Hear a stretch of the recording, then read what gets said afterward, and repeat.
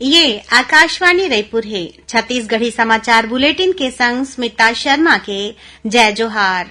और अब सुनो आज के प्रमुख समाचार। केंद्रीय पंचायत और ग्रामीण विकास राज्य मंत्री गिरिराज सिंह आरोप लगाइन है कि राज्य सरकार के अक्षमता के सेती प्रदेश के कतकोन हितग्राही मन प्रधानमंत्री आवास योजना में अपन मकान नहीं बनवाए सकिन। भारतीय जनता पार्टी अनुसूचित जनजाति मोर्चा काली 9 जून ले प्रदेश में आदिवासी पुरखौती सम्मान यात्रा निकालही। और दक्षिण पश्चिम मानसून आज केरल पहुंच गए है। मौसम विभाग के अनुसार अवैया 48 घंटा के दौरान अरब सागर, तमिलनाडु, कर्नाटक और बंगाल के खाड़ी के कुछ एक भाग में मानसून के आगू बढ़े के परिस्थिति बनैया है। अब समाचार विस्तार ले। केंद्रीय पंचायत और ग्रामीण विकास राज्य मंत्री गिरिराज सिंह आरोप लगाइन है कि राज्य सरकार के अक्षमता के सेती प्रदेश के कतकोन हितग्राही मन प्रधानमंत्री आवास योजना में अपन मकान नहीं बनवाए सकिन। आज जगदलपुर में पत्रकार मन ले गोठबात करत केंद्रीय राज्य मंत्री यहू आरोप लगाइन कि 15वां वित्त आयोग के राशि ला राज्य सरकार डहाले अपन योजना के नाव में खर्चा करे जावत है। उमन आदिवासी मन पर राज्य सरकार डहाले लाए गे पेसा कानून ला घलो आदिवासी मन के विपरीत बताइन। केंद्रीय मंत्री गिरिराज सिंह कहिन कि प्रधानमंत्री नरेंद्र मोदी के अगुवाई में एनडीए सरकार गांव मन ला आत्मनिर्भर बनाए के दिशा में सरलग प्रयास करत है। उमन राज्य में खनिज के अधिकार घलो पंचायत मन ला वापस देवाए के मांग करिन। केंद्रीय राज्य मंत्री कहिन कि ग्रामीण रोजगार गारंटी योजना में छत्तीसगढ़ ला केंद्र ले पाछू 4.5 बछर में 25,000 करोड़ रुपया मिले है। उमन आरोप लगाइन कि ये राशि के पूरा उपयोग निर्धारित काम में नहीं करेगे है। केंद्रीय राज्य मंत्री मनरेगा के पैसा ला गोधन न्याय योजना में खर्चा करे के आरोप घलोक लगाइन। उमन कांकेर में करीबन 150 तालाब खोदे जाए के हवाला देवत कहिन कि एमा ले अधिकांश तालाब पुराना है जेकर गहरीकरण करेगे है। केंद्रीय राज्य मंत्री एक काम में घलो बड़े पैमाना में भ्रष्टाचार के आरोप लगाइन। केंद्र में प्रधानमंत्री नरेंद्र मोदी के अगुवाई में एनडीए सरकार के 9 बछर पूरा होए के मौका में ये वक्त प्रदेश भाजपा डहाले जनसंपर्क अभियान चलाए जावत है। यही कड़ी में जांजगीर चांपा जिला के शिवरी नारायण में भाजपा के सबो मोर्चा और प्रकोष्ठ के एक संग्रह बैठक राखेगी। पार्टी के सहप्रभारी नितिन नवीन बैठका में कहिन कि केंद्र सरकार के उपलब्धि ला लोगन तक पहुंचाए बर गंवई क्षेत्र में घलो लोगन ले संपर्क करे जाए और केंद्र सरकार के कल्याणकारी फैसला और योजना की जानकारी लोगन ला दे जाए। भाजपा के सहप्रभारी नितिन नवीन आज बलौदाबाजार भाटापारा जिला के बिलाईगढ़ विधानसभा में पार्टी के आने मोर्चा के बैठका लीन। एवं जांजगीर चांपा लोकसभा क्षेत्र के सांसद गुहाराम अजगले, पूर्व विधानसभा अध्यक्ष गौरीशंकर अग्रवाल संग्रह दूसर पदाधिकारी मन घलोक बैठका में शामिल हुईन। भारतीय जनता पार्टी अनुसूचित जनजाति मोर्चा काली 9 जून ले प्रदेश में आदिवासी पुरखौती सम्मान यात्रा निकाली। मोर्चा के प्रदेश अध्यक्ष विकास मरकाम बताएं कि ये सम्मान यात्रा छत्तीसगढ़ के महापुरुष मन के आदर्श ला गांव-गांव में प्रचारित करे और लोगन के हृदय में सम्मान जगाए बर निकाले जाही। मोर्चा ले प्रदेश में 4 पुरखौती सम्मान यात्रा निकाले जाही। ये सम्मान यात्रा काली 9 जून के शहीद वीर नारायण सिंह के जन्मस्थली सोनाखान ले शुरू होकर रायपुर में सिराही। दूसरी यात्रा शहीद गुंडाधुर जन्मस्थली नेतानार ले शुरू होकर जगदलपुर में सिराही। तीसरी यात्रा शहीद गेंद सिंह के कर्मस्थली अंतागढ़ ले शुरू होकर कांकेर में सिराही। वहीं चौथा यात्रा संत गहिरा गुरु के कर्मस्थली कैलाश गुफा ले शुरू होकर अंबिकापुर में सिराही। केंद्र सरकार अवैया खरीफ मौसम पर धान संग्रह 17 टन फसल के समर्थन मूल्य में बढ़ोतरी कर दे है। एमा धान के समर्थन मूल्य 143 रुपया प्रति क्विंटल की दर ले बढ़ाए गए हवे।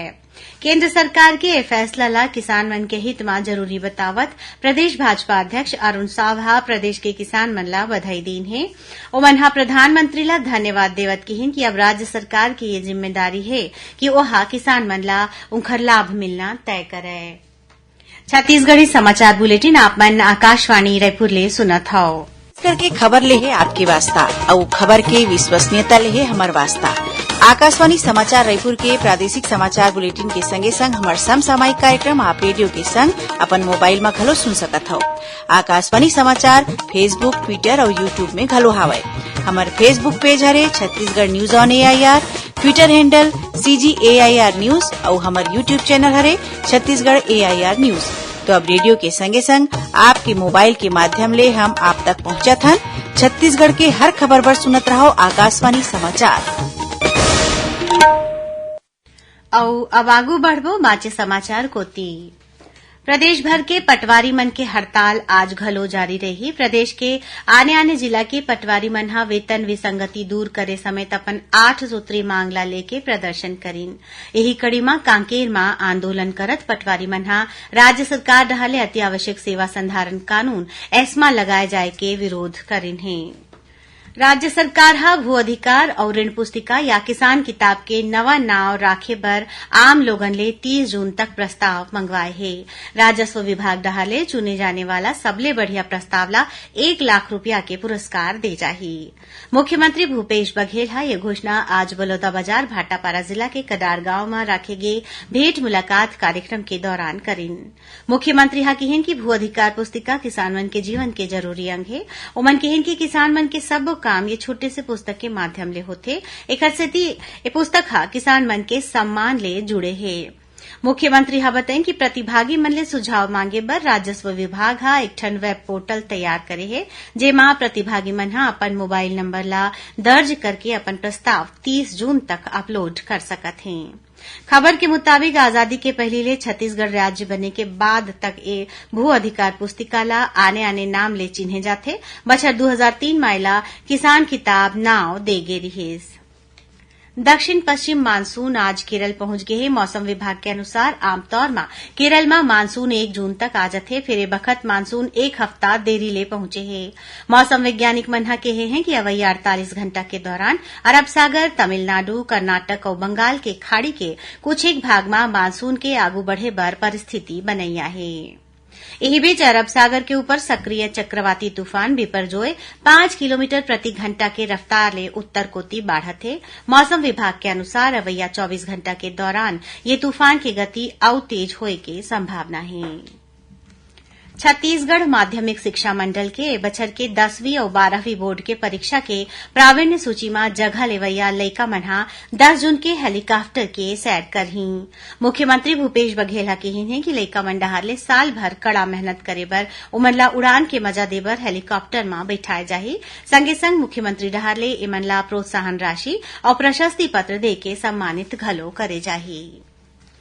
प्रदेश में अभी तक करीबन 13 लाख मानक बोरा तेंदूपत्ता के संग्रहण हो गए है। एकर बर 11 लाख संग्राहक मन ला करीबन 515 करोड़ रुपया के भुगतान घलो करे गे हवय। वन मंत्री मोहम्मद अकबर हा बताइन कि चालू वित्त बछर में करीबन 13 लाख परिवार ला तेंदूपत्ता संग्रहण के फायदा मिले के संभावना है। राज्य लघु वनोपज संघ के अनुसार अभी तक सुकमा जिला में 58,000 संग्राहक मन ले करीबन 1.25 लाख मानक बोरा तेंदूपत्ता के संग्रहण करेगे है, जौना पूरा प्रदेश में सबले ज्यादा है। बलरामपुर रामानुजगंज जिला के गांव सिविलदाग के बेसबॉल खिलाड़ी अंजलि खलको हा अपन मेहनत ले हॉल में हांगकांग में हुई एशियाई महिला बेसबॉल चैंपियनशिप में भाग लेके भारत डहाले सुघर प्रदर्शन करेन। ये प्रतियोगिता में भारत की टीम हा 6वां स्थान में रहिस। अपन शानदार खेल के सेती अंजलि ला अवैया दिसंबर में कनाडा में होवैया अंतर्राष्ट्रीय बेसबॉल चैंपियनशिप बर घलो भारतीय टीम में चुन ले गे है। प्रदेश के अंतर्राष्ट्रीय ख्याति प्राप्त रंगकर्मी हबीब तनवीर के आज पुण्यतिथि है। मुख्यमंत्री भूपेश बघेल हा ओमन ला नमन करत अभिनय और रंगमंच के क्षेत्र में हबीब तनवीर के योगदान ला सुरता करेन। मुख्यमंत्री हा कहिन कि ओमन हा छत्तीसगढ़ के गौरव रहिन और ओमन हा ये अंचल के पारंपरिक लोकनाट्य ला राष्ट्रीय और अंतर्राष्ट्रीय मंच तक पहुंचाइन। खबर के मुताबिक प्रसिद्ध रंगकर्मी और नाटककार स्वर्गीय हबीब तनवीर के जन्म छत्तीसगढ़ में होए रहिस। आखिर में प्रमुख समाचार एक घाव फिर। केंद्रीय पंचायत और ग्रामीण विकास राज्य मंत्री गिरिराज सिंह आरोप लगाइन है कि राज्य सरकार के अक्षमता के सेती प्रदेश के कतकोन हितग्राही मन हा प्रधानमंत्री आवास योजना में अपन मकान नहीं बनवाए सकिन। भारतीय जनता पार्टी अनुसूचित जनजाति मोर्चा काली 9 जून ले प्रदेश में आदिवासी पुरखौती सम्मान यात्रा निकालही और दक्षिण पश्चिम मानसून आज केरल पहुंच गए है। मौसम विभाग के अनुसार अवैया 48 घंटा के दौरान अरब सागर, तमिलनाडु, कर्नाटक और बंगाल की खाड़ी के कुछ एक भाग में मानसून के आगू बढ़े के परिस्थिति बनैया है। एक संग छत्तीसगढ़ी समाचार बुलेटिन इहे सिरावत है। जय जोहार।